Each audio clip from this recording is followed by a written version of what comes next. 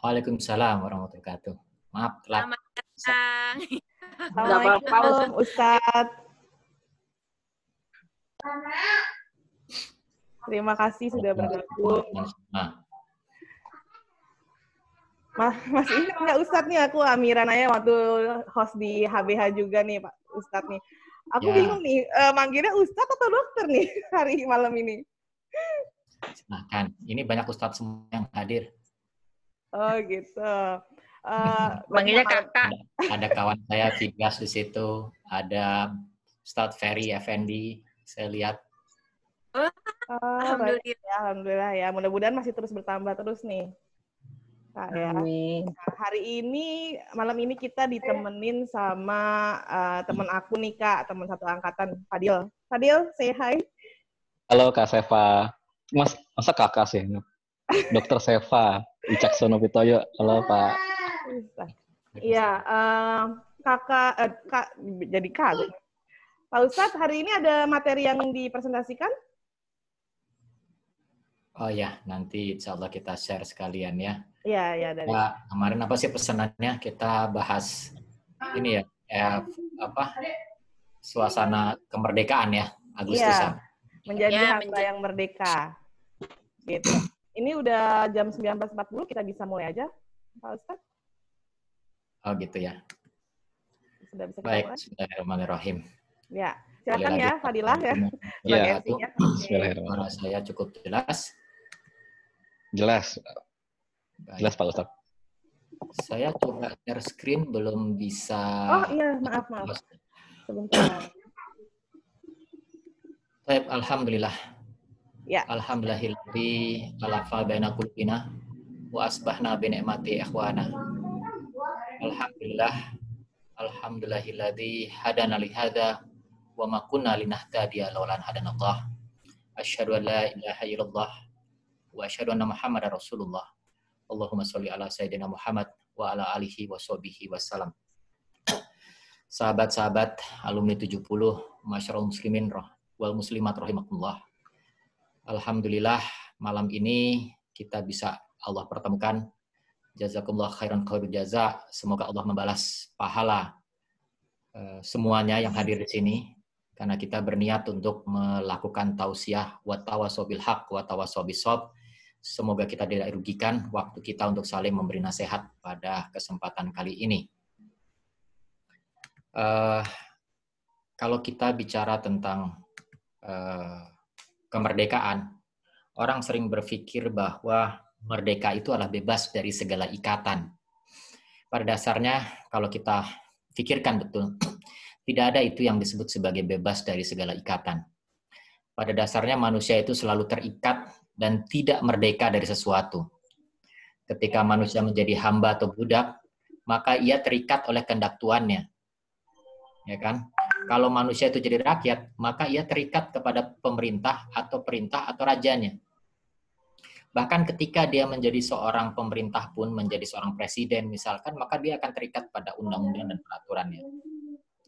Ketika manusia itu tidak ingin terikat pada semua itu, dan melakukan semuanya dengan sekehendak syahwatnya, maka pada dasarnya dia terikat pada syahwatnya. Bukankah kita sering menyebut kalau orang diperbudak nafsunya ketika dia memperturutkan nafsunya sendiri. Sedangkan mungkin hal itu merugikan bagi dirinya sendiri. Jadi seorang manusia itu menjadi merdeka dari segala sesuatu ketika dia justru terikat pada satu yang lain. Saat ini kita juga sering diajarkan di dunia pendidikan yang sekarang yang mungkin sedikit banyak dipengaruhi oleh filosofi barat. Bahwa merdeka itu adalah kebisaan untuk dapat melakukan segala sesuatu yang diinginkan hati. Yang penting seseorang itu happy, yang penting aku merasa bahagia. Demikian pula merdeka satu bangsa itu seringkali didefinisikan adalah ketika bangsa itu dapat mengelola masyarakat sekehendak masyarakat rakyatnya sendiri, walaupun dasar pemahaman masyarakat itu bisa jadi adalah kolonialisme atau totalisme seperti komunisme. Dengan pola seperti ini, maka pada dasarnya merdeka itu menurut filosofi ini adalah manusia akan terikat dan tidak merdeka pada keinginan hatinya sebagai bayaran dari kemerdekaan dari aturan yang lain. Sementara satu bangsa yang merdeka adalah terikat pada kehendak masyarakatnya sendiri semata maka sekaligus dia juga merdeka dari kehendak bangsa lain. Kira-kira kan itu yang digambarkan dengan kita di masyarakat kita sekarang. Kalau kita pikir-pikir, yang terbaik bagi manusia itu adalah keterikatannya pada kebaikannya, segala sesuatu untuk kebaikan dirinya sendiri. Ketika dia dapat menahan dirinya untuk tidak memperturutkan hatinya, sedangkan dia tahu itu tidak baik baginya, maka pada dasarnya dia telah diperbudak nafsu syahwatnya. Ya. Kalau seseorang itu tidak dapat menahan dirinya untuk tidak menggunakan narkoba misalkan, sementara dia tahu itu narkoba tidak baik buat dirinya, maka pada dasarnya dia tidak merdeka dari penjajahan narkobanya. Sebaliknya, bila dia bisa menahan keinginannya karena mengutamakan kebaikan dirinya, maka seseorang itu sudah merdeka dari belenggu nafsunya sendiri. Ketika seorang bisa menahan dirinya untuk tidak membeli barang hobinya, kata orang itu kalau yang namanya hobi itu sesuatu yang kamu nggak bisa berhenti menghadapinya. Kalau sudah hobi tertentu, meredelin mesin barangkali, maka modifikasi apapun akan dia bayarin. Tapi kalau dia bisa menahan karena dia tahu dirinya dan keluarganya membutuhkan uang itu untuk makan, maka dia sudah merdeka dari penjajahan hobinya dengan menghamba pada kepentingan kebaikan dirinya sendiri. Ya. Kalau ada orang sampai main game barangkali itu sampai kemudian dia terikat, tidak bisa mengendalikan dirinya sendiri, maka dia tidak merdeka dari gamenya. Tapi kalau dia main game sesuai kebutuhannya, memang kebutuhan dirinya untuk rihlah, untuk katakanlah berrekreasi, sebagaimana jatah waktu rekreasi dan tidak lebih itu untuk kecuali untuk rekreasi untuk kemudian menyegarkan dirinya, konsentrasinya kembali, maka itulah kemerdekaan yang hakiki. Kalau kita lihat bulan ini adalah bulan Agustus dalam perhitungan Masehi. Pada bulan ini, bangsa Indonesia memperingati kemerdekaannya dari penjajahan kolonialis. Dulu, para pahlawan kita menghadapi penjajahan militer. Sekarang ini, bangsa Indonesia menghadapi multi tekanan, dan mungkin sebetulnya kita masih multi jajahan, yaitu penjajahan ekonomi, budaya, moral, sampai ke pemikiran. Kalau boleh saya katakan bahwa penjajahan ini bisa lebih besar bahayanya daripada penjajahan militer, karena bahayanya bisa jauh lebih kompleks daripada sekedar menang kalah di militer. Daya rusaknya juga bisa tinggi. Bukan fisik yang dirusak, tapi soal pemikiran kita itu yang bisa dipengaruhi. Itu yang seringkali di kalangan para ulama kita yang kontemporer ini disebut sebagai ghazul fikri atau perang pemikiran. Dalam masalah ekonomi, misalkan, sampai hari ini kita belum bisa melepaskan diri dari krisis dan ketergantungan kepada utang luar negeri. Bidang budaya, identitas keislaman dan ketimuran bangsa Indonesia itu sekarang boleh dikatakan terlebur dengan budaya barat. Dan di bidang moral, mulai anak TK sampai mahasiswa, masyarakat sampai pejabat, itu tidak jarang kita saksikan pemandangan biasa dan tradisi yang maksiat, yaitu tradisi tawuran, korupsi, pornografi, porno aksi, bahkan sampai GLBT LBT ya, lesbi waria, nasusila ya. LGBT Pak Ustadz ya. LGBT. Jadi segala pertarungan pemikiran itu masih harus kita hadapi. Akibatnya boleh dikatakan setiap kita masih punya tanggung jawab, walaupun kita sudah menang, para pahlawan kita sudah meninggal, sudah syahid untuk menegakkan negara, tapi kita sebagai pewaris kita masih punya tanggung jawab untuk berjuang, untuk melakukan sesuatu. Ya, maka benar sebagaimana kata Rasulullah yang dikutip oleh Mu'az bin Jabal,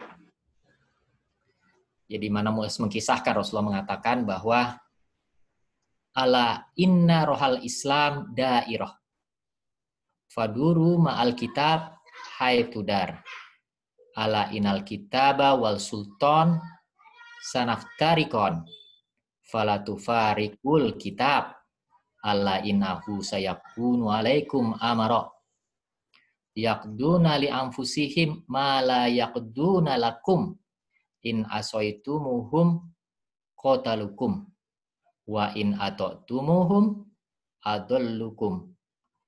Qala ya Rasulullah kaifa nasna? Qala kama sona'a ashabu Isa ibn Maryam nusiru bil manasir wa humilu ala khosyab mautun fi ta'atillah khairum min hayati fi ma'siyatillah. Jadi kata Mu'adz bin Jabal, Rasulullah mengatakan sesungguhnya roda penggilingan Islam itu terus berputar. Di hadis yang lain mengatakan barang siapa yang tidak ikut berputar maka dia akan tertinggal dari putaran Islam itu sendiri. Maka dia akan keluar dari Islam. Di hadis ini dikatakan, maka hendaklah kalian berputar bersama kitab Allah kemanapun ia berputar. Ketahuilah sesungguhnya Quran akan berpisah dengan kekuasaan. Maka janganlah kalian memisahkan diri dari Al-Quran, hanya kalian mengikuti kekuasaan. Ketahuilah sesungguhnya akan datang kepada kalian para penguasa yang memutuskan perkara untuk kepentingan diri mereka sendiri dan tidak memutuskan untuk kepentingan kalian. Jika kalian tidak mentaati mereka, niscaya mereka akan membunuh kalian.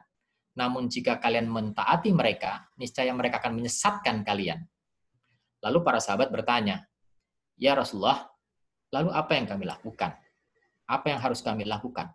Maka beliau bersabda, lakukanlah sebagaimana hal yang dilakukan oleh para pengikut setia Isa ibnu Maryam. Mereka digergaji dengan gergaji besi, mereka disalib di atas batang kayu, mereka mati atas ketaatan Allah, lebih baik daripada hidup dalam kemaksiatan Allah. Sekarang kita lihat memang banyak penguasa yang kadang-kadang mencari untung sendiri. Ini satu bocoran sedikit, bukannya mau curhat, tapi ya nggak apa-apa saya tidak menyebut nama juga. Pada awal pandemi, pada kita sekarang berhadapan dalam suasana pandemi yang belum berkesudahan. Pada awal pandemi itu beberapa organisasi profesi kedokteran, jadi kelompok organisasi penyakit dalam, kelompok organisasi dokter anak, kelompok organisasi dokter patologi klinik atau laboratorium, kelompok organisasi dokter paru, itu diundang ke gugus tugas untuk kemudian diusulkan bagaimana kalau pemeriksaan rapid test itu masuk dalam algoritma urut-urutan kalau orang itu ditata laksana untuk COVID. Sehingga otomatis dokter akan ngikut. Kalau ini urutannya dia harus periksa ini, obatnya ini, terus begitu.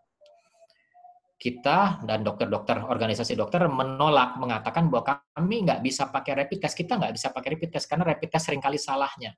Kita harus pakai swab. Kita harus kembangkan swab untuk bisa cepat supaya definitif. Jelas orang sakit tidak disalahkan.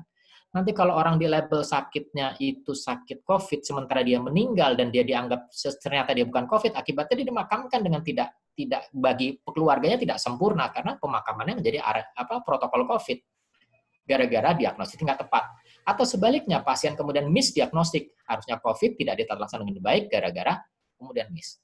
Perdebatan pun berlangsung berjam-jam sampai ujung-ujung akhirnya toh keluar juga kalimatnya. Ini barang sudah diimpor, ada importin yang membawa. Kalau nanti tidak bisa dipakai, rugi miliaran dia. Nah, keluar kan ujung-ujungnya, keluar belangnya bahwa ya masalahnya masalah jualan perangkat nih yang sudah ada.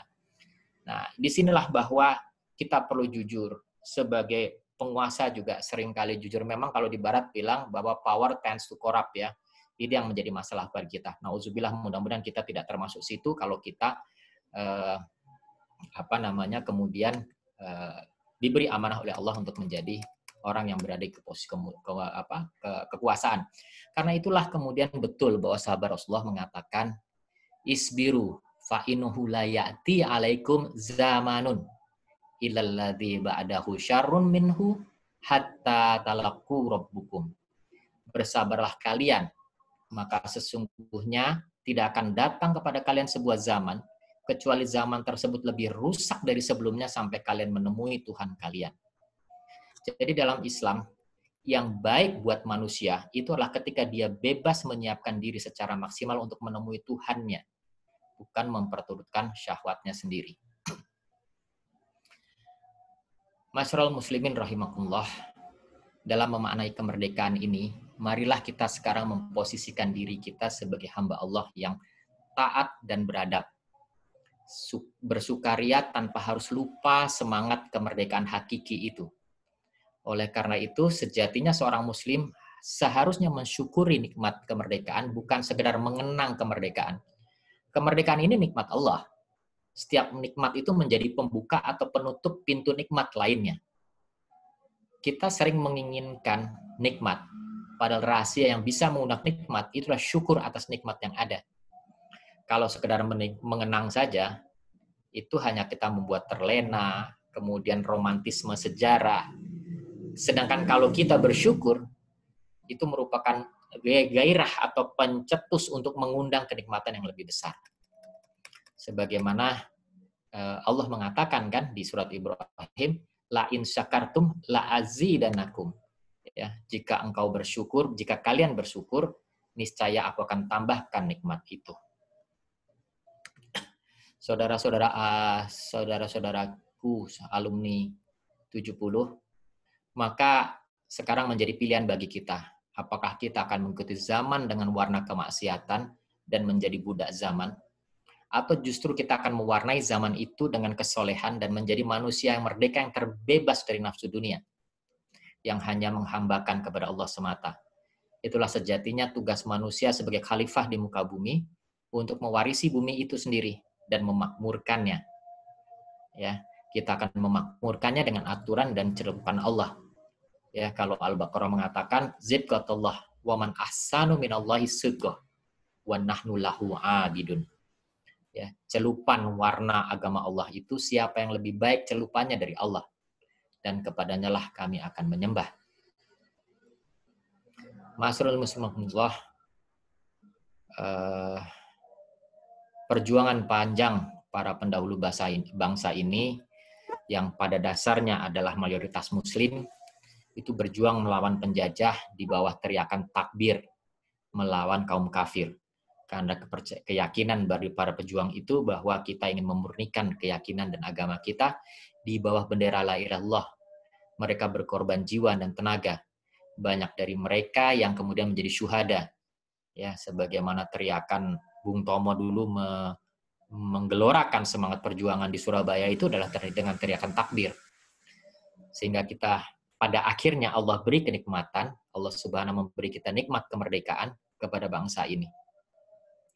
Umat Islam yang mayoritas di negeri ini itu sudah seharusnya mengisi kemerdekaan itu dengan sebaik-baiknya sesuai dengan nilai Islam, yaitu kita mensyukuri kedaulatan dengan pembangunan dan persatuan yang menjadi bukti penghargaan kita kepada para pendahulu ini, dan sekaligus kita berharap bahwa Allah menambahkan kenikmatan-kenikmatan kepada bangsa ini.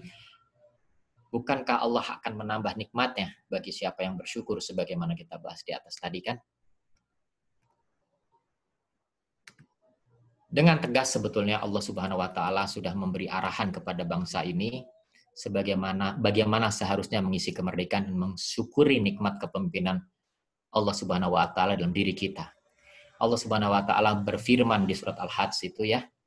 Allah mengatakan alladzina immakannahum fil ardi aqamul as-shalah wa atuz zakah wa'muru bil ma'ruf wan nahaw 'anil munkar walillahi akibatul umur. Yaitu orang yang kami teguhkan kedudukannya di muka bumi ini, maksudnya yang menang, yang berhasil berkuasa, itu niscaya mereka seharusnya mendirikan sholat, menunaikan zakat, ya, aqamus sholah wa atuz zakat,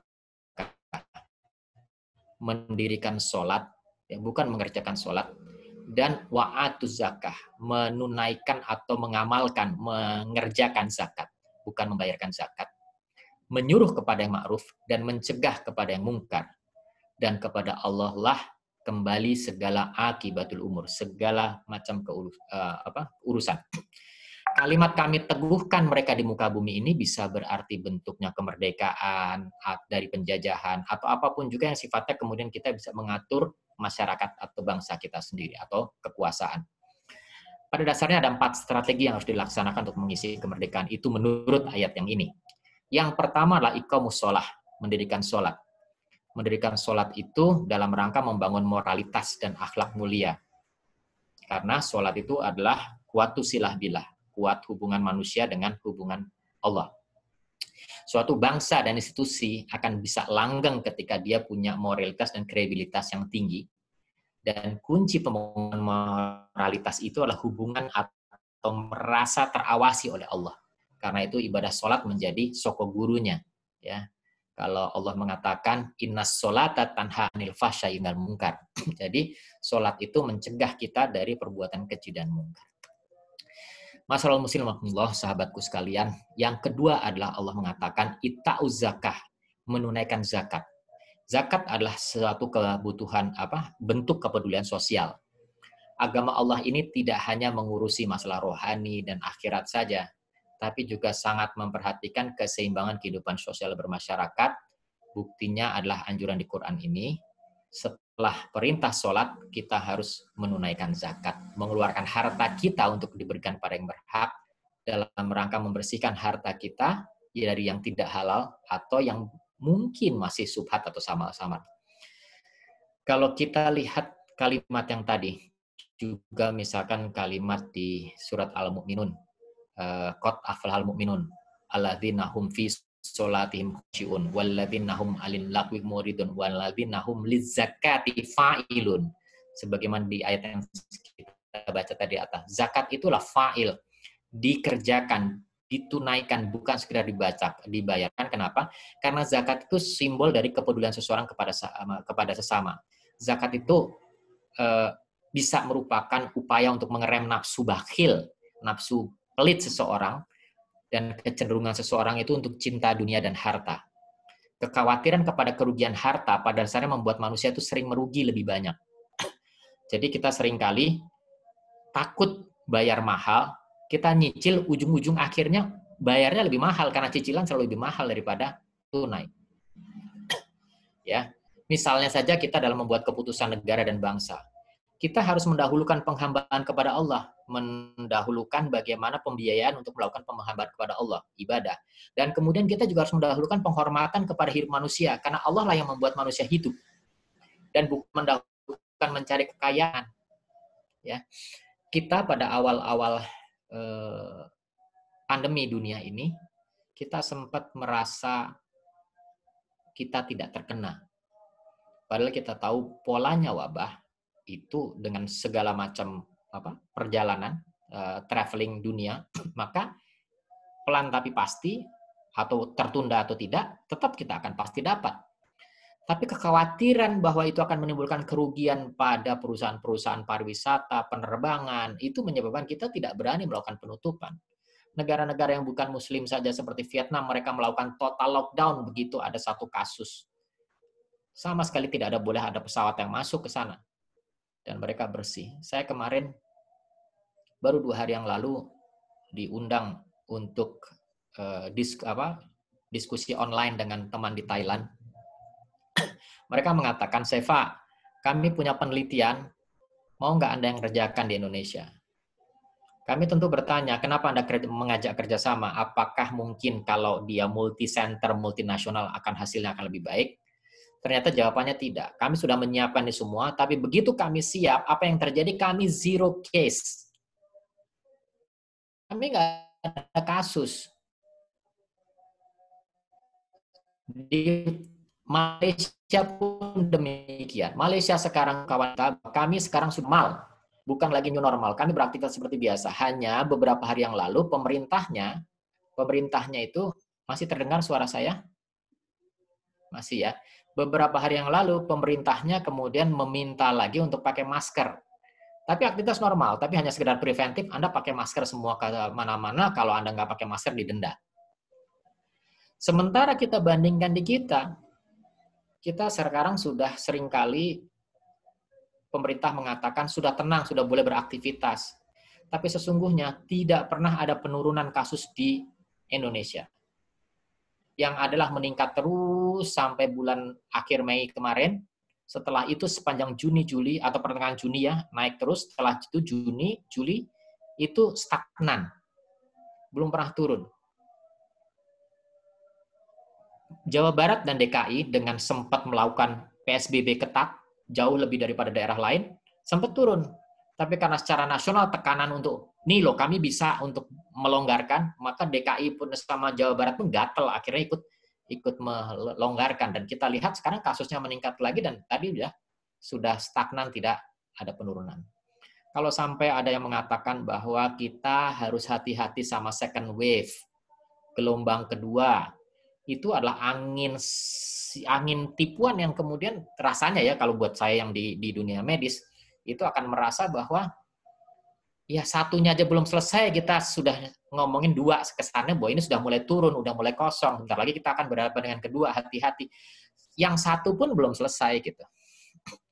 Nah itu kenapa? Karena kemudian kita khawatir bahwa usaha kita itu kemudian akan merugi, tapi sebetulnya kalau dipikir itu menyebabkan keadaan kita malah justru berlarut-larut, ujung akhirnya cost ekonomi yang kita bayar di akhir nanti, saya prediksi mungkin Allahu a'lam bisa jadi Desember, itu akan bisa jadi lebih besar daripada yang kalau kita bermodal awal, lockdown awal, subsidi kepada mereka yang nggak mampu untuk bekerja, tapi dalam 1-2 bulan selesai, maka mudah-mudahan orang justru bisa beraktivitas.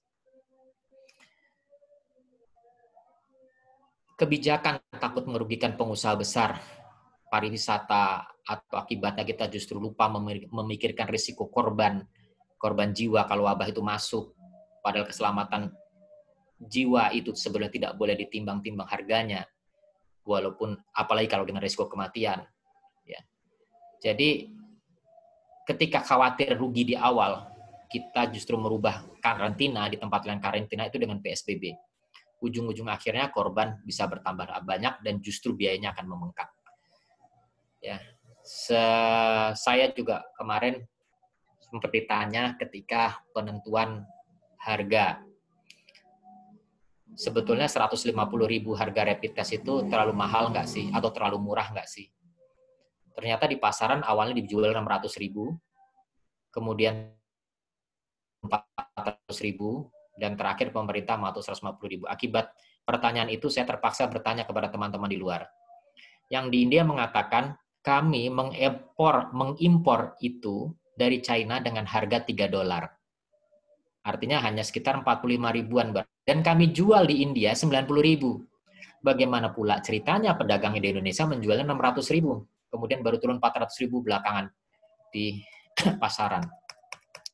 Masalah muslim warahmatullah. Yang ketiga dikatakan tadi cara kita mensyukuri adalah dengan amar ma'ruf nahi mungkar. Ini merupakan jaminan kepastian penegakan hukum. Jabatan kekuasaan bisa mendorong seseorang untuk menyimpang dan menyalahgunakan jabatannya. Banyak contoh dalam sejarah ya, misalkan Fir'aun itu berusaha untuk melanggengkan kekuasaannya dengan segala cara. Bahkan tidak ada perimbangan kontrol dari masyarakatnya kalau saya bilang. Ya. Tingkatan amar ma'ruf nahi mungkar itu sudah diatur dalam agama kita, yaitu dengan pendekatan kekuasaan atau tangan bagi yang berwenang. Kalau yang tidak berwenang, bukan penguasa, maka dengan lisan atau nasihat bagi yang mampu memberikan nasihat. Bagi proletar, yang keduanya tidak bisa, maka dengan mengingkarinya dalam hati. Itulah selemah-lemahnya iman. Maka dalam konteks jaminan kepastian penegakan hukum, itu pernah ditegaskan kepada Rasulullah ketika ada usaha dari para sahabat untuk meminta keringan hukuman bagi seorang wanita bangsawan yang berzina. Kemudian Rasulullah mengatakan, ketahuilah, penyebab kehancuran suatu umat terdahulu itu adalah karena dia yang kaya mencuri dibiarkan, sementara yang kalau mencuri itu rakyat kecil, seketika hukuman langsung ditegakkan dengan seberat-beratnya. Maka ketahuilah, ini bagian terakhir yang sangat terkenal kalimat Rasulullah. Seandainya Fatimah bintu Muhammad mencuri, maka aku sendiri akan memotong tangannya. Sehingga setiap orang bisa sama di mata hukum, tidak bisa dibeli atau digadaikan. Kemudian yang keempat, cara kita mensyukuri adalah kita mengembalikan urusan itu semua kepada Allah semata. ketika usaha membangun moralitas dan akhlak lewat pelaksanaan sholat, kemudian menumbuhkan kepedulian sosial dengan cara zakat, kemudian proses amar ma'ruf nahi munkar dijalankan seimbang, maka selebihnya kita serahkan lagi kepada Allah Subhanahu wa taala. Karena dialah yang mengatur seluruh urusan di dunia manusia ini, dan Allah pasti menepati janjinya, yaitu menolong mereka yang mengikuti kehendak Allah. Kata Allah, wasawirhum fil amri fa idza azamta fatawakkal 'alallah. Innallaha yuhibbul mutawakkilin. Dan bermusyawarahlah kalian dalam segala urusan, kemudian apabila kamu telah bulat tekadnya, maka bertawakal kepada Allah. Sesungguhnya Allah menyukai orang yang bertawakal kepadanya. Masyaallah muslim Rasulullah,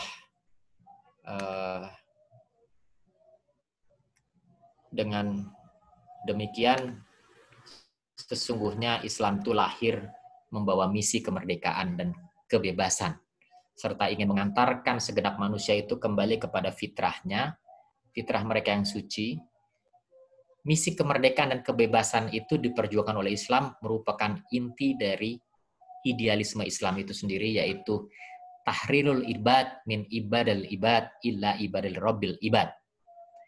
Membebaskan manusia dari penghambaan belenggu ketergantungan sesama manusia menuju kepada penghambaan dan pengabdian yang totalitas kepada Tuhan Sang Pencipta makhluk sekalian alam. Dengan demikian menurut Islam kemerdekaan hakiki itulah penghambaan mutlak kepada Allah, karena dengan itu manusia terbebas dari ketergantungan hal apapun yang lain. Kesyukuran yang tinggi bagi kita bukan hanya bangsa ini meraih kemerdekaan yang tinggi, tapi kesyukuran kita sebagai umat Islam adalah kita tidak sekedar menjadi penonton dalam mengisi kemerdekaan ini, tapi semampu mungkin menjadi pemain dan ikut ambil bagian sesuai dengan kapasitas kita masing-masing, dengan segmen profesionalisme kita masing-masing, untuk orang yang bisa mencetak manfaat bagi umat, menuliskan sejarah bagi umat dan bangsa ini di masa yang akan datang. Sehingga kita akan dikenang sebagai satu kebaikan. Insya Allah itu yang kemudian kita akan teruskan kepada generasi kita yang akan datang. Kita akan meraih pahala yang tidak putus-putusnya meskipun kita sudah menghadap Allah kelak. Jadi, sahabatku sekalian, dengan semangat kemerdekaan, mari kita syukuri kemerdekaan ini dengan mempertahankan keutuhan jati diri kita dan bangsa kita ini dengan nilai akhlak yang luhur, nilai Islam yang tinggi, karena hanya dengan itulah kita bisa meraih kejayaan di masa yang akan datang, insya Allah. Amin ya rabbal alamin. Al-haqqu min rabbik faltaqul mumtarin. Yang hak datang dari Allah, kalau ada yang khilaf itu dari saya dan mungkin kecerobohan saya, kelemahan ilmu saya, mohon maaf yang sebesar-besarnya. Bila taufiq wal hidayah. Wassalamualaikum warahmatullahi wabarakatuh. Waalaikumsalam warahmatullahi wabarakatuh.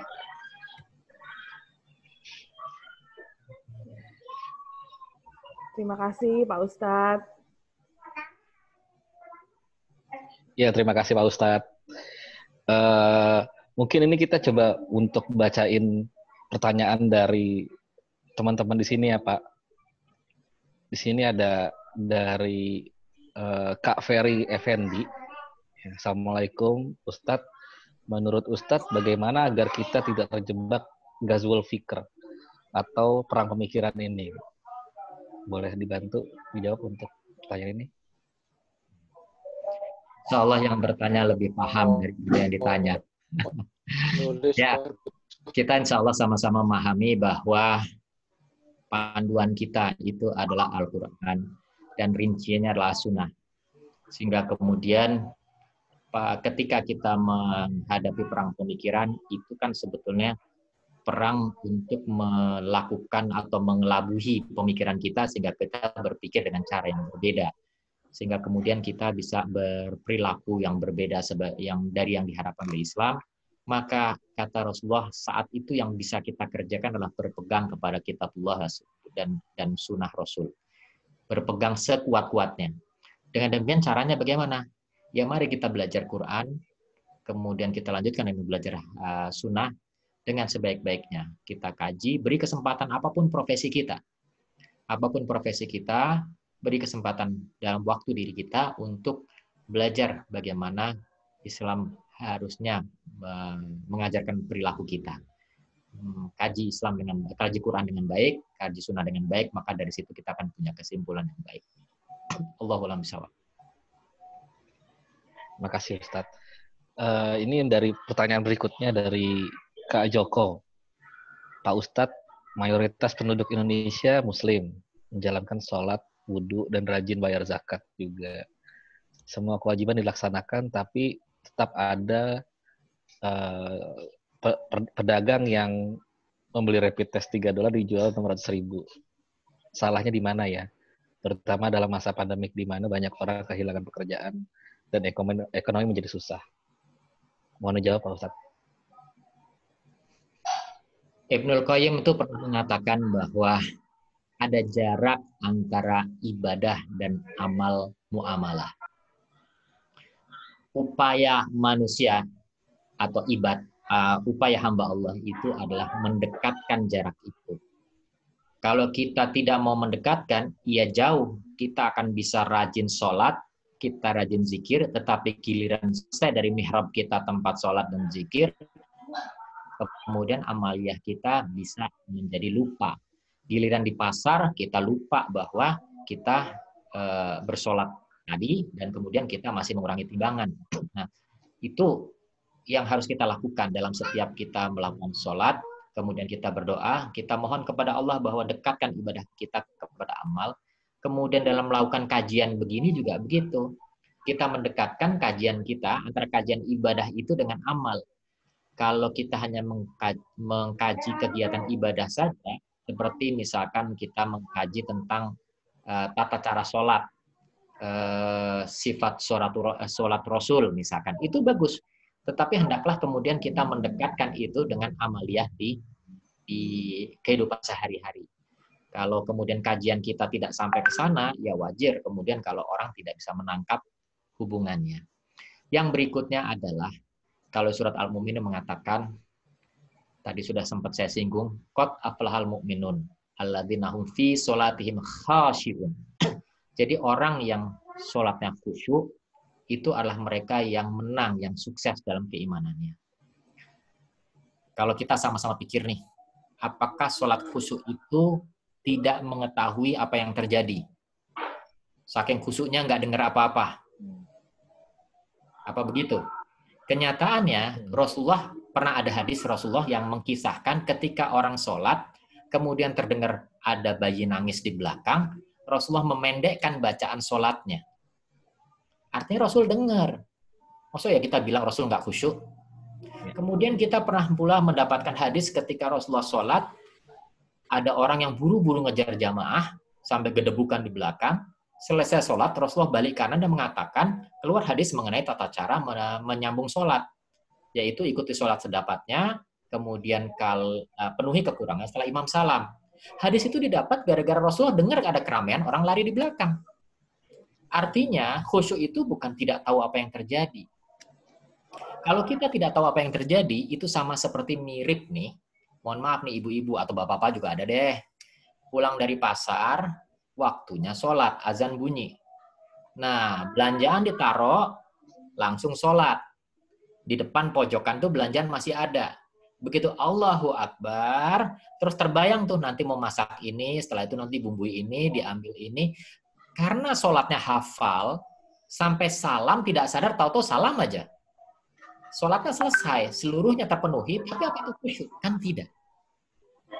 Jadi kalau saya simpulkan, khusyuk itu adalah tahu apa yang dikerjakan. Justru khusyuk itulah tahu apa yang dikerjakan. Kalau orang sholat sampai salam dia tidak tahu apa yang dikerjakan, ingat yang lain, itu tidak khusyuk.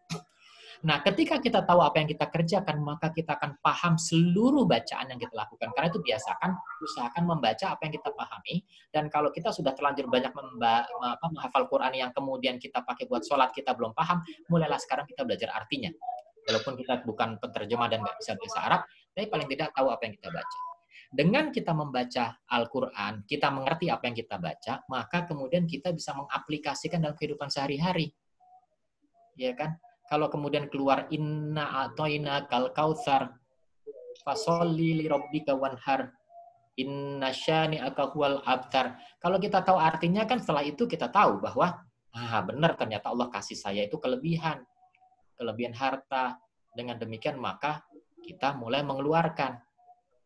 Ya kan? Setiap saat kita kemudian begitu sholat, lepas mengeluarkan sesuatu. Nah, inilah yang kemudian bisa kita pakai beberapa hal masukan untuk kita, untuk bisa membuat ibadah kita bermakna. Nah, PR kita semua, banyak yang belum paham itu, belum bisa nyambung. Jadi buat yang kita dapat pencerahan seperti ini, tugas kita untuk ngajak saudara kita, seimbang kita untuk ikut bisa seperti ini. Allahu a'lam bishawab.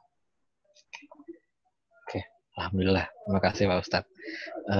Pertanyaan berikutnya dari Kak Dani. Bagaimana bisa mengubah agar keadilan bisa adil? Karena kondisi sekarang yang salah bebas, yang benar disalahkan atau ditahan. Mohon dijawab, Pak Ustadz. Kalau secara simpel, ya sebetulnya adalah tadi sudah kita sebut ya, imaroh atau kekuasaan itu yang membentuk hukum, undang-undang. Jadi penegakan undang-undang juga bergantung dari kekuatan yang bisa mengawasinya. Jadi kata kuncinya adalah umat Islam harus punya power, punya kemampuan untuk mengubah dan mengawasi dan mengatur perundangan itu. Itu kata kuncinya. Nah, tapi yang jadi masalah, negara kita memang plural. Banyak masyarakat. Kalau ingat bagaimana negara kita berdiri, saya mohon maaf agak panjang lagi nih ceritanya. Kita ingat sejarahnya. Soekarno itu punya ide tentang kemerdekaan, itu karena dia kos di rumah HOS Cokro Aminoto kan. Haji Umar Said Cokro Aminoto, pendiri Tarekat Islam. Dari situlah, dari ide keislaman itulah kemudian Soekarno punya ide untuk kemerdekaan. Tapi kemudian ketika ide itu sudah mulai digelorakan, dia mulai membentuk pergerakan segala macam, kok kemudian di Bandung ketika kuliah di ITB, sebagai mahasiswa Indonesia pertama di ITB, di Fakultas Teknik Sipil itu, waktu di Jogja, di Cokro Aminoto itu beliau masih SMA. Mulo waktu itu, bukan SMA. Kemudian ketika masuk ke ITB di Bandung, ketemu dengan Cipto Mangunkusumo, seorang dokter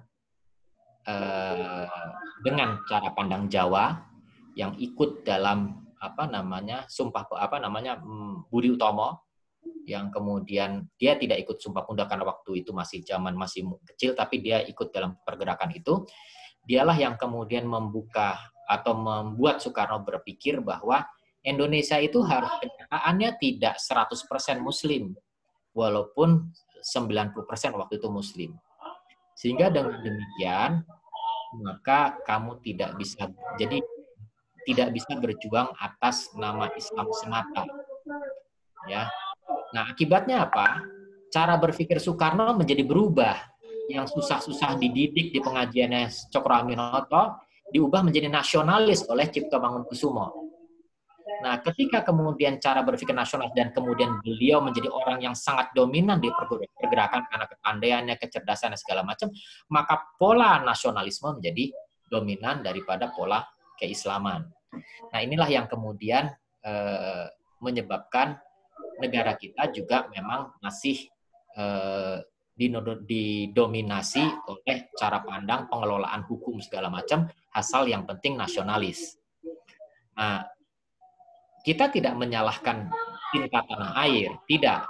Tetapi di orang Islam, kita menginginkan nasionalisme kita itu adalah sebagai penghambaan kita kepada Allah.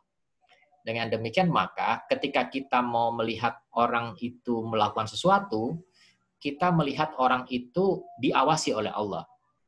Kalau kemudian orang itu sudut pandangnya sekedar yang penting negara ini, kita merasa rakyat negara ini, maka setiap orang berhak menikmati. Kalau saya jadi pejabat, saya berhak menikmati dong. Ini juga uang negara saya kok gitu. Nah, dengan demikian kita tetap butuh orang-orang yang berada dalam kekuasaan, dan ketika kita tidak bisa mewarnai, tidak bisa memang kenyataan kita tidak 100% Muslim, ya kita harus bertarung di dunia demokrasi untuk kemudian mewarnai demokrasi ini dengan pola keislaman yang ada. Nah, memang menjadi PR kita ini. Giliran sudah masuk ke dunia demokrasi, ternyata orang Islam masih pecah-pecah atas partai-partai yang tidak menjadi satu. Baik, terpecah atas partai bisa, tapi kemudian ketika dia berbicara sama hal-hal yang prinsip jadi satu. Tapi ternyata tidak juga. Giliran masalah prinsip pun mereka gagal pula untuk menyatukan pandangan. Tapi apapun juga, ketika itu belum tercapai, maka sesungguhnya itu kesempatan bagi kita untuk tetap berjuang. Kalau itu tercapai, sudah selesai, ya kita nggak berjuang lagi. Maka kita jangan pesimis. Kita optimis terus dan tetap harus berjuang terus. Allahu a'lam. Alhamdulillah. Terima kasih Pak Ustadz atas pencerahannya. Ini ada pertanyaan lagi Pak dari Kak Indra ya. Tanya Pak Ustadz, bagaimana pendapatnya mengenai bentuk dakwah yang paling tepat untuk masyarakat kita saat ini? Kalau lunak atau kalem bisa jadi nggak didengerin gitu. Kalau keras pasti banyak yang protes. Gitu. Mohon pencerahannya Pak Ustadz. Bentuk dakwah yang pasti yang pertama lah ibda binafsi, mulai dari kita sendiri. Masing-masing kita perbaiki diri, kemudian kita perkokoh. Rasulullah sudah memberikan gambaran. Yang pertama adalah kalau bisa tegas, pakai tangan. Itu keras itu. Tapi kalau nggak bisa, pakai lisan. Kalau nggak bisa juga, pakai hati. Nah, kita mesti modalin hati kita dulu. Setelah itu, kita berusaha melakukan semaksimal yang kita bisa lakukan. Artinya gini, kalau kita bisa pakai tangan, jangan kemudian kita pakai lisan saja dong. Tapi sebaliknya, ketika kita nggak bisa pakai tangan, kita pakai lisan.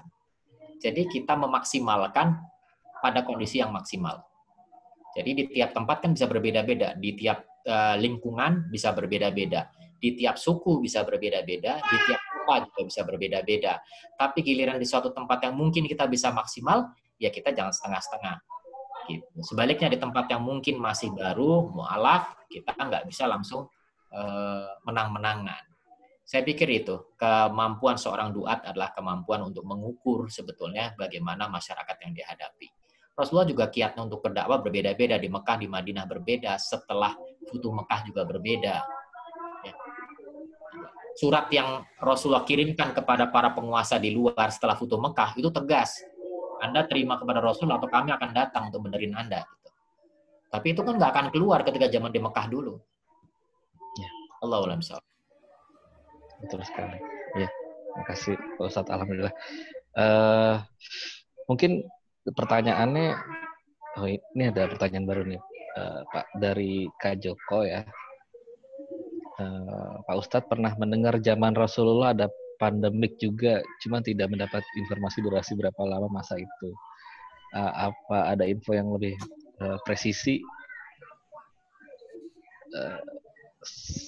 Sekedar kepo mengingat zaman itu belum ada pengobatan seperti sekarang, tidak ada listrik, alat cek penyakit lebih minim. Bagaimana Rasulullah mengatasinya ya? Mohon dijawab, Pak Ustaz. Ya, ketika zaman Rasulullah itu beberapa kali terjadi sebetulnya sih semacam isu akan adanya wabah. Dan itu Rasulullah sempat mengatakan la ta'un katanya. Jadi tidak ada wabah. Sehingga kemudian ada yang menafsirkan, oh kalau gitu dalam Islam nggak percaya adanya wabah. Bukan, maksudnya itu Rasulullah mengkomentari keadaan waktu itu. Waktu itu tersebar berita ini ada wabah, Rasulullah bilang itu bukan wabah. Jangan ngomong wabah deh, oh nggak ada gitu. Jangan memfitnah. Jadi salah satu kaidah, ketika kita belum pasti adanya wabah, jangan kemudian menuduh orang menyebar-nyebarkan atau menular-nulari wabah. Tapi kemudian satu hadis atau satu kisah yang kemudian menjadi panduan kita dalam menangani wabah itu justru terjadi ketika pada masa Umar bin Khattab menjadi khalifah. Jadi itu terjadi kira-kira sekitar 5 tahun setelah Rasulullah wafat. Jadi itu ada wabah di daerah sekarang wilayahnya Parsi itu. Jadi di situ kemudian Umar dan Abdurrahman bin Auf datang ke situ. Nah, sebetulnya niatnya tidak untuk melihat wabah, tapi untuk berkunjung saja, meninjau. Kemudian sampai di sana, di pinggir negeri, khalifahnya lapor, gubernurnya lapor, sedang ada wabah. Maka Umar pun bersemangat untuk masuk, kita selesaikan. Disitulah keluar hadis dari Abdurrahman bin Auf yang mengkisahkan bahwa at-tauna ayah gitu ya. Taun itu adalah ayat. Ya. Fa'idza ra'a la taqrab la tadkhuluha. Kalau engkau melihat, jangan masuk ke dalamnya. Ya. Tapi sebaliknya kalau di dalam, maka jangan keluar daripadanya. Jadi waktu itu sahabat kemudian baik sepakat kalau gitu kita nggak masuk ke kota itu dan pulang. Karena Rasulullah mengingatkan kalau ada wabah jangan masuk ke dalamnya. Sebaliknya orang yang sudah di dalam daerah wabah jangan keluar. Jadi kalau kemarin masyarakat Jakarta nggak boleh keluar, ya itu sudah sebagaimana Rasul. Nah kemudian ketika Umar sudah pulang, pada saat itulah kemudian masyarakat Islam dipisahkan. Jadi kalau sekarang distancing, dikirim ke gunung-gunung, dikelompokkan di gunung-gunung supaya yang satu dan yang lain menjadi jauh. Sehingga akibatnya wabah itu tidak menular kepada orang lain yang belum terkena. Itu yang terjadi. Saya mohon maaf tidak bisa menemukan berapa lama sempat isolasi itu dilakukan pada waktu itu, tapi cukup lama, cukup berminggu-minggu, sehingga kemudian setelah reda, baru kemudian diizinkan untuk berkumpul kembali ke area bawah atau di kotanya. Itu yang menjadi kisah pelajaran bagi kita.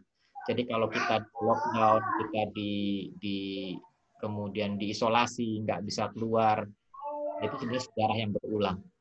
Ya, kita tinggal mencontohkan bagaimana kesabaran para sahabat juga untuk menghadapi itu. Allahumma sholli. Ya, terima kasih Pak Ustadz. Alhamdulillah. Ini ada pertanyaan berikutnya ya dari Kak Ferry. Pak Ustadz, bagaimana membebaskan diri dari hawa nafsu atas harta supaya potensi siswa Indonesia yang mencapai 200 tes setahun bisa bermanfaat untuk umat? Mohon pencerahannya Pak Ustadz. Subhanallah. Itu memang bagi manusia tidak mudah karena Allah sendiri mengatakan zuyina linnasi hubus syahwat. Ya, manusia itu memang dibuat suka kepada syahwat dan seterusnya baik kepada nisa, kepada harta, segala macam. Tapi Allah mengatakan bagaimanapun manusia itu kalau sampai berlebihan maka Allah akan memberikan balasan. Mungkin modal kita untuk mengingat itu atau menjaga kita untuk bersemangat tetap melihat bahwa harta itu atau dunia itu bisa bermanfaat bagi kita, artinya tidak terlalu cinta dunia, tapi kita bisa menggerakkan umat atau kita bisa berinfak, kita mengeluarkan. Itu kita selalu ingat kalimat walal akhiratu khairul laka minal ula. Sesungguhnya akhirat akhir itu lebih baik daripada di awal. Sehingga kemudian barangkali sempat ada yang dengar kisah, ada orang mengatakan, kok Anda senang sekali berinfak, apa tidak sayang, tidak cinta harta? Maka jawabnya adalah, sungguh aku cinta sekali sama harta itu sebetulnya. Karena saking cintanya aku nggak mau kehilangan. Jadi aku titipkan dalam bentuk infak karena harta itu akan kembali pada aku di akhirat nanti. Nah kalau itu kita tanamkan terus dalam cara berpikir kita, insya Allah kita akan terpacu. Kenapa? Keyakinan kita bahwa akhirat itu memang ada, keyakinan kita kepada akhirat itu akan lebih baik kita dapatkan, maka menyimpan uang kita, menyimpan harta kita dengan cara kita berinfak dan memberikan kepada masyarakat itu sungguhnya menyimpan harta kita untuk akhirat nanti, insya Allah sesungguhnya membuat kita akan semakin bersemangat. Dan yang berikutnya, kalau tadi saya sampaikan bahwa zakat itu harus fa'il, zakat itu harus dikerjakan, bukan sekedar dibayarkan lepas, maka sesungguhnya melakukan zakat, mengelola zakat itu sehingga kemudian berbuah, itu adalah suatu hal yang baik. Ada zakat-zakat yang memang harus habis. Zakat fitrah itu harus dalam bentuk konsumtif. Tapi zakat mal tidak begitu bunyinya. Zakat mal itu bisa dikelola dan dia bisa menumbuhkan hasil yang memberikan kesejahteraan dunia bagi masyarakat secara umum. Paling tidak membuat pemerataan dan semua orang bisa makan dengan baik. Itu mungkin gambarannya. Itu tugasnya para ahli ekonomi lah ini. Di sini banyak ahli-ahli ekonomi bagaimana mengkonsep itu zakat itu supaya bermanfaat langsung ke umat. Allahu a'lam.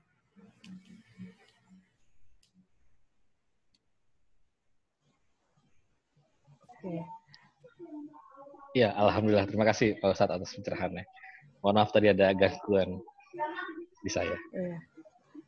Ini cukup menarik sekali ya, Fadil ya, materi kita ini ya. Ini kita masih punya waktu nih sebentar lagi nih, Pak Ustadz.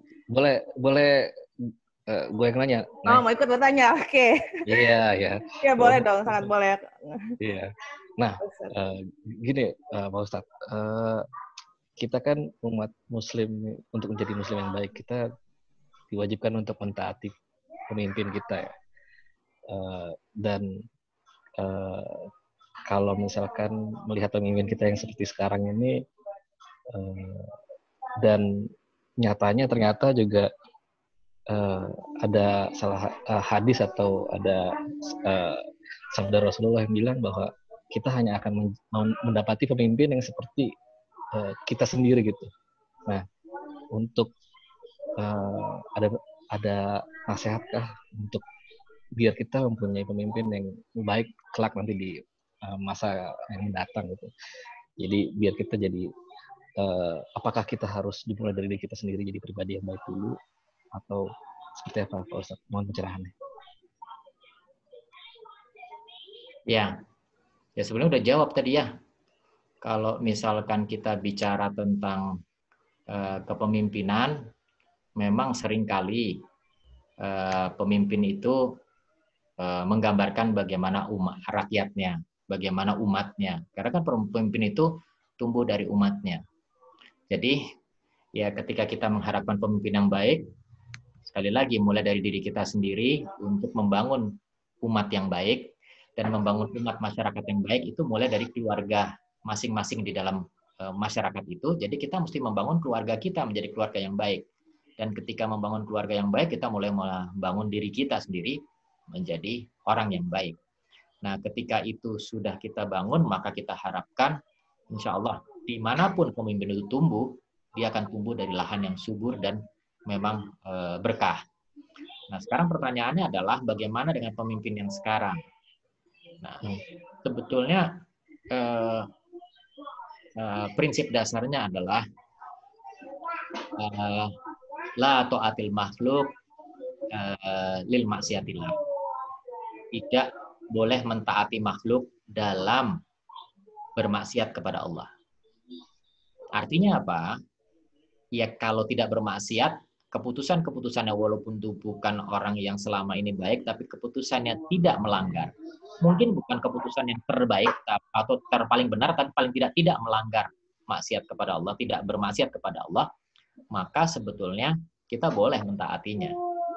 Kita akan berhenti ketika jelas itu adalah tidak mentaati Allah. Itu atau bermaksiat kepada Allah. Itu batasannya. Sampai suatu ketika kita memang bisa mendapatkan atau menumbuhkan dari umat kita pemimpin yang memang jauh lebih baik. Contohnya saja, misalkan, ini langsung ke tempat kenyataan aja nih, kita jujur saja. Di gugus tugas itu, teman sudah, ya para pengurus lah, ada direktur di situ juga sudah merasakan itu. Bagaimana ketika kita mau melakukan kebijakan atau kita menyampaikan data untuk supaya dijadikan kebijakan, maka ada saja orang-orang yang berkuasa kemudian meminta bahwa kebijakannya tidak demikian. Sampai kemudian menunjukkan bahwa dia punya senjata, dia biasa nembak orang untuk bisa mengatakan bahwa tolong kebijakannya dibuat seperti apa yang saya mau. Nah, itu terjadi. Dalam pandemi itu ternyata orang ada yang memanfaatkan sampai seperti itu. Sehingga yang seperti ini walaupun istilahnya dia nunjukin pistol ya nggak perlu kita turuti.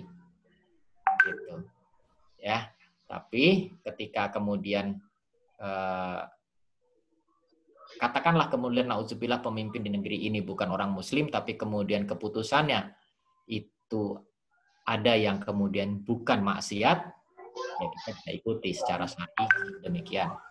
Jadi kita mesti melihat mana yang maksiat dan tidak. Allahu a'lam bishawab. Oke, alhamdulillah. Terima kasih Pak Ustadz atas pencerahannya. Kita kemarin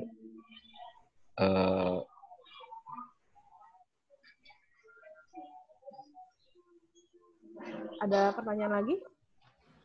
Dari saya udah oke. Makasih Pak Ustadz. Tadi nih kalau lihat ke depan nih, dari Kak Ferry Effendi ini pertanyaannya belum tuntas. Mau ngomong langsung, apa masih ada nggak ya Kak Ferry ya? Sudah tadi, sudah udah ya? Yang pertama salah enter tadi. Oh iya, nih salah di sini dari tadi ya nih. Oke, Pak Ustadz, ada kalimat penutupnya untuk materi kita malam ini? Ya, yang penting bagi kita sekarang adalah marilah kita sama-sama bersemangat untuk menyebarkan kebaikan. Kita sadar kita adalah orang Muslim dan kita berusaha agar yang baik kita sebarkan. Kita ajak orang juga untuk berbuat baik. Ketika kita menghadapi yang mungkar, maka kita usahakan untuk kita cegah. Tapi pada sisi yang lain kita juga memberi contoh, tidak kemudian menyalahkan orang dengan sembarangan, tidak juga mencari kambing hitam, tapi dengan semangat kita sama-sama untuk menyelamatkan bangsa ini. Kita semangat untuk menyelamatkan kita semua, diri kita, keluarga kita hingga akhirat nanti. Allahu a'lam bishawab. Kuncinya ada di kebersamaan juga ya Pak Ustadz ya. Seperti halnya nih sekarang Fadil, kita mau bikin reuni Akbar 2021, itu kuncinya juga kebersamaan. Tidak ada yang saling menyalahkan, tidak ada yang cari kambing hitam, sama-sama kita berpegangan tangan. Bukan begitu ya Pak Ustadz ya? Kalau dari Fadil sendiri tadi dari pertanyaan ada resumenya, kira-kira apa yang bisa ditangkap nih? Iya, yang bisa ditangkap mungkin kalau dari sudut pandang saya ya pribadi, kita dalam menghadapi pandemik seperti ini, yang harus kita lakukan adalah sebenarnya kita memperbaiki atau banyak bermuhasabah pada diri sendiri. Jadi semakin banyak untuk beribadah secara khusyuk, lebih memaknai ibadah-ibadah kita, membawa ibadah kita ke dalam perilaku kita, di mana perilaku kita nanti akan mencerminkan kita sebagai rakyat yang seperti apa sih. Insya Allah dengan seperti itu kita masa mendatangnya akan mendapatkan pemerintah yang lebih baik, pemimpin yang lebih baik, dan insya Allah kita semua bisa melewati masa pandemi ini dengan baik. Dan semoga setelah dari siram rohani kita malam ini ada kebaikan yang bisa kita ambil ya. Itu Pak. Amin. Kata Pak Ustadz Syefa, di sini juga ada Ustadz alumni lain, alumni 70 lainnya. Nah, kita ajak ngobrol dulu dari PIK-nya Kak Dini sebagai PIC SRO. Mungkin Kak Dini mau menyampaikan sesuatu, Kak? Ada Kak Dini? Ya, sebelum Assalamualaikum Ustadz Syefa, terima kasih atas waktunya dan kesempatannya dan semua materi yang telah diberikan pada malam hari ini. Seperti tadi Ustadz juga sampaikan, apa ya yang profesinya juga sebagai Ustadz gitu? Gimana tuh Pak Ustadz? Maaf, gimana? Agak putus suaranya. Kak Dini bertanya kan, gimana? Kak Dini coba boleh diulang? Di sini kan pada kesempatan kajian kita di Road to Reunion ini kan memang kami ingin memberikan satu wacana acara di mana kajian SRO ini adalah dari kita alumni SMA 70 untuk alumni untuk para alumnus juga gitu kan semuanya. Jadi maksudnya kalau memang ada Ustadz Syefa punya teman atau apa yang bisa memberikan kajiannya di acara ini, kami persilahkan gitu Ustadz. Tadi Ustadz sempat singgung ada teman-temannya juga yang Ustadz yang bisa. Oh, alumni 70 mah banyak yang ilmunya jauh lebih dari saya. Nah, nanti tinggal siapa yang bersedia di sini mengingatkan kita semua. Insya Allah juga kita lebih baik lagi ya Kak. Nah, malam ini juga ada kakak ketua umum kita nih Kak Sari nih, coba bisa kita connect nggak nih Kak Sari? Oh ada, alhamdulillah. Terima kasih Kak Sari. Kak Sari boleh kasih beberapa patah kata? Assalamualaikum. Terima kasih Pak Ustadz Dr. Seva. Menarik sekali ya, profesi yang mulia. Di samping menjadi dokter juga masih bisa memberikan pencerahan terhadap keimanan dan keislaman, ketakwaan untuk kita semuanya. Untuk saat ini sangat perlu sekali. Terima kasih. Semoga Dr. Seva juga bisa mengajak alumni yang lain untuk bergabung supaya kita lebih semangat lagi semuanya. Tentunya hal ini kita butuhkan pada saat kita sering di rumah. Jadi adanya SRO di alumni 70 ini menambah semangat buat kita semua ya. Rasanya senang kalau buat saya kita bisa melihat dan mendengar dari para alumnus untuk bisa sharing, menyampaikan ilmu-ilmunya, berbagi dengan sesama juga merupakan suatu ibadah ya Pak Dokter ya, semuanya. Mudah-mudahan kita bisa lanjutkan, dan Dokter Seva ini paru-paru ya kalau nggak salah banyak sekali ininya. Nah mungkin buat kita pada saat pandemi ini kita harus punya vaksin paru-paru juga kali ya untuk pneumonia-nya ya kali Pak Dokter ya. Supaya memperkuat, umurnya udah pada sekitar 50 tahun ke atas nih semua kayaknya mesti siap-siap ya Pak Dokter ya. Gitu, kira-kira gitu nggak Pak Dokter? Ya, udah semakin bertambah umur kita. Tadi, iya. Makasih Kak Saria. Terima kasih, semoga sukses acara Rotul Reuni Akbar dan acara besar kita di 2021 ya Kak ya. Terima kasih Naya, dan terima kasih Omos dan semua Kak Dini dan juga semua yang terlibat. Semoga kedepannya kita bisa silaturahim bersama-sama. Iya. Tadi Kak Sari singgung sedikit di awal, tadi kita lupa menginfokan nih profilnya Pak Ustadz Dokter nih ya Fadil ya. Tadi kita langsung mulai karena waktu juga. Boleh sedikit bocoran nih, profil Pak Ustadz boleh dibacakan sedikit, Fadil?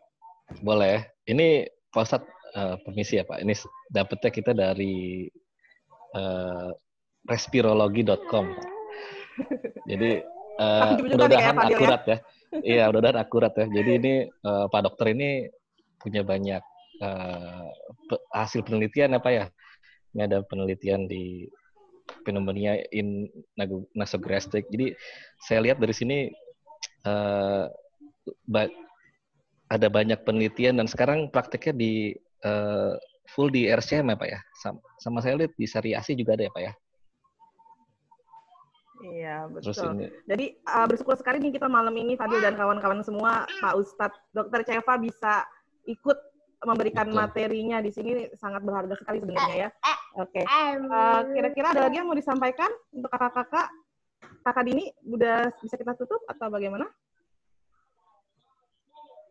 Udah, mungkin Pak Ustadz ada lagi yang mau disampaikan Pak?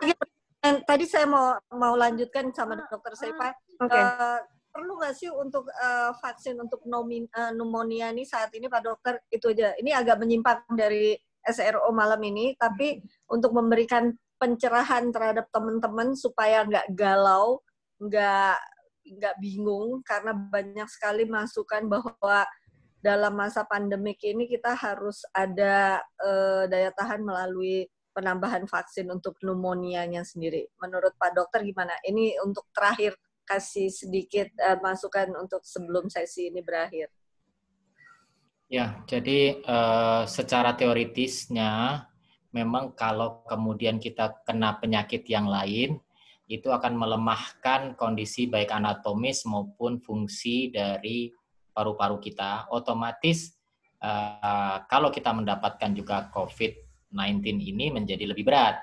Dengan demikian asumsinya secara teoritis maka vaksinasi yang lain, termasuk vaksinasi pneumonia, itu akan membantu mencegah kuman yang lain. Dengan demikian ketika terjadi COVID menjadi tidak terlalu berat. Harapannya itu. Bahwa apakah begitu yang terjadi, terus terang memang belum ada penelitiannya, karena ini kan barang baru, ini penyakit baru, kita sama sekali baru tahu dalam beberapa bulan terakhir. Secara teoritis demikian. Jadi memang beberapa dokter, beberapa ahli menyarankan vaksinasi dilengkapi. Dengan demikian kita akan mencegah penyakit yang lain sehingga kita tidak akan memiliki penyakit yang kombinasi. yang akan baik. Baik, terima kasih. Terima kasih sarannya bisa didengar oleh sahabat-sahabat alumni. Jadi kita juga bisa berjaga-jaga semuanya, antisipasi dan dapat ilmunya langsung dari para ahlinya. Jazakumullah. Terima kasih Naya, terima kasih Kak Dini, dan ya, sebelum kita tutup, Pak Ustadz boleh memberikan penutup majelis nih, Pak Ustadz, untuk kita semua pada malam hari ini. Maksudnya apa penutupnya? Doa untuk kita semua. Ini request juga dari para peserta nih. Kita semoga mudah-mudahan pada malam Jumat ini doa kita dijabah Allah. Semoga semua sehat. Mungkin dari Pak Ustadz bisa memberikan doa majelis. Baik, kita sama-sama kita baca doa itu. Memang masing-masing diharapkan berdoa sebagaimana hatinya masing-masing, tapi tidak apa-apa kita berdoa bersama.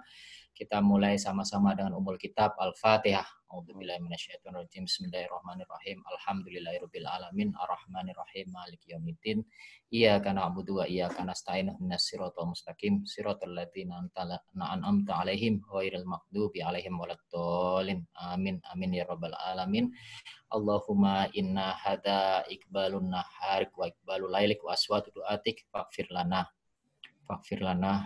Allahumma taqabbal minna inna sina awatona Rabbana wala tahmil alaina isron kama hamaltahu walal ladzina min qablina Rabbana zalamna anfusana wa illam taghfir lana wa tarhamna lanakunanna minal khasirin. Allahumma arinal haqqa haqqa warzuqna ittiba'ah wa arinal batila batila warzuqna tinabah. Allahumma amin taqabbal minna du'aana sholatana ruku'ana wa sujudana. Allahumma inna nas'aluka salamatan fid din wa afiatan fil jasad wa barakatan fil ilm wa ziyadatan fil ilm wa taubatan qoblal maut wa rahmatan inal maut wa maghfiratan ba'dal maut. Allahumma hawin alaina fi sakratin maut wa najata minan nar. Allahumma inna nas'aluka ridhoka wal jannah wa na'udzubika min sakhatika wan nar. Allahumma hablana min azwajina wa zurriyatina qurrata ayun waj'alna lil muttaqina imama. Rabbana atina fid dunya hasanah wa fil akhirati hasanah wa qina adzabannar.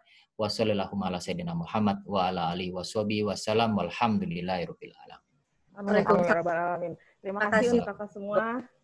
Sehat semuanya. Iya, terima kasih kakak-kakak. Saya Amir Naya dari alumni 705 mewakili semua panitia mengucapkan mohon maaf lahir batin jika ada salah-salah kata atau perbuatan pada malam hari ini. Terima kasih untuk peserta semua. Terima kasih khususnya Dr. Cheva. Semoga kapan-kapan boleh isi lagi ya, Pak Dokter ya. Terima kasih Fadil untuk menemani hari ini, Kakak Sari, Kakak Momos, Kakak Dian. Oke, Kakak Dini, terima kasih. Wassalamualaikum warahmatullahi wabarakatuh. Waalaikumsalam. Sampai jumpa lagi. Salam.